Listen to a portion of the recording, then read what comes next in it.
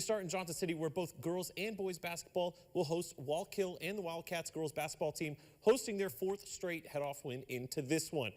Coach Sinicki with 399 wins heading into this matchup with the Wallkill Panthers. Down 14 in the third. Panthers, Zoe Masuch trying to close the gap. She hits a nice floater, but Emma Phelan is able to answer right back. She nails a 3, would lead with 20 points. Panthers not quitting. Masuch with the take, and she gets a tough 2. She'd lead the Panthers with 25 points. She wasn't doing it by herself, though. Gabriela Gutierrez gets the drive and the bucket, but the Wildcats pull away in the 4th. Nice feed to Aaliyah Hankey. She finishes in the paint. She'd also finished with 18 points. Then on the set play, Hankey to Emery Guzik for the easy layup. Johnson City wins 53-47, and with it, Coach Sinicki's 400th win. So how does it feel to reach that milestone?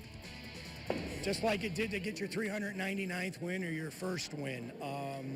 You know, we come here, the kids practice hard, they do what I ask, they buy what we're trying to sell them, and hope I'm around for 401. That's all I want to say.